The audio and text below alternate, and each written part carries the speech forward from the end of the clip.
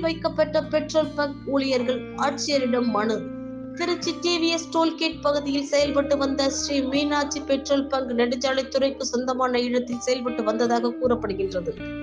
கடந்த 50 ஆண்டுகளுக்கு மேலாக நெடுஞ்சாலைத்துறைக்கு எந்தவித வாடகையும் செலுத்தாமல் இந்த பெட்ரோல் பங்க் செயல்பட்டு வந்ததால் அந்த பெட்ரோல் பங்கை இழுத்து மூட மாவட்ட ஆட்சியர் பிரதீப் குமார் உத்தரவிட்டார். அதைத் தொடர்ந்து அந்த பேங்க் மூடி சீல் வைக்கப்பட்டது. இந்நிலையில் இந்த பெட்ரோல் பங்கில் பணிபுரிந்த 40 பேர்களில் வாழ்வாதாரம் கேள்விக்குறியாக இருக்கின்றது.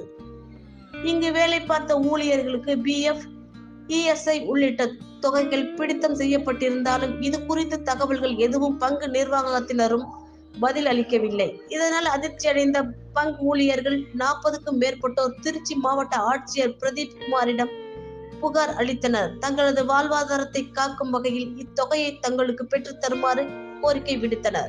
ஊழியர்களாக சுமார் ஒரு 40 பேருக்கு மேலே வேலை பார்த்துட்டு வந்தோம். 15 வருஷமாக வேலை பார்த்துட்டு இருந்திருக்கோம். இந்த நிலையில் எங்களுடைய பங்கு நெடுஞ்சாலைத்துறையினர் கலெக்டர் மூலியமாக அவங்க சீல் வச்சுட்டாங்க. இது தொடர்பாக எங்களுடைய வாழ்வாதாரத்துக்காக நாங்கள் மனுக்கள் பல முறை கொடுத்தோம். மனுக்கள் நிராகரிக்கப்பட்டதுன்னு குறுஞ்செய்தி தான் அனுப்புனாங்கன்னு ஒழிஞ்சு எங்களுடைய வாழ்வாதாரத்துக்கு வழி சொல்லலை. இன்றைக்கி நாங்கள் 40 பேர் குடும்பமும் தெருவில் நிற்கணும். அதனால் எங்களுடைய சம்பந்தப்பட்ட நிர்வாகத்தையும் இந்தியன் ஆயில் அதிகாரிகளையும் பேசி எங்களுடைய வாழ்வாதாரத்துக்கு வழி செய்கிறதுக்கு என்ன எங்களுக்கு சேரணுமோ அதை செய்கிறதுக்காக நாங்கள் கலெக்டரை பார்த்து மாவட்ட ஆட்சியரை பார்த்து நேரடியாக மனு கொடுத்து எங்களுடைய வாழ்வாதாரத்துக்கு வழி செய்கிறதுக்காக வந்திருக்கோம். பெட்ரோல் பங்க் ஓனர் இருக்கார்ல, மேனேஜரை பார்த்து உங்கள் கோரிக்கை முன் வச்சுருக்கீங்களா? சொல்லு. அதாவது எங்களுடைய கோரிக்கை ஒரு மனிதனுடைய கஷ்டம் வேலை பார்க்குறோடைய கஷ்டம் ஓனருக்கு தெரிஞ்சிருக்கணும், தெரியணும். அதுக்கு பேர் தான் ஓனர். எங்களுடைய கஷ்டம் என்னன்னு அவருக்கு தெரியும். நான் சம்மந்தப்பட்ட நிர்வாகம் இந்தியன் ஆயில் நிர்வாகத்துக்கு நான் தெரியப்படுத்திட்டேன். நாங்கள் இத்தனை பேர் வேலை பார்க்குறோம், கஷ்டப்படுறோம், அதனால் எங்களுக்கு என்ன சேரணுமோ அதை மறுபடியும் செஞ்சு கொடுங்கன்னு சொல்லிட்டேன்.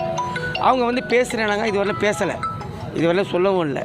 இப்படியே நாள் போச்சுன்னா ஆறுன கஞ்சி பழங்கஞ்சியாக போயிடும். அதுக்கப்புறம் எந்த பதிலும் எங்களுக்கு கிடைக்காது. ஏன்னா சம்மந்தப்பட்ட அதிகாரிகளுக்கே நான் மனு போட்டு அது குறுஞ்செய்தியிலே அனுப்புகிறாங்க. என்ன அனுப்புகிறாங்க? உங்களுடைய மனு நிராகரிக்கப்படுது. எங்களுடைய மனு எதுக்காக நிராகரிச்சாங்கன்னு எங்களுக்கே தெரியல.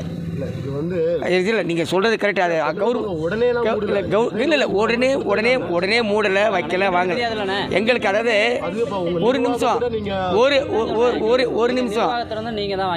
ஒரு நிமிஷம் என்ன கேளுங்க. எங்களுக்கு நீங்கள் சொல்கிறீங்க உடனே மூடலை,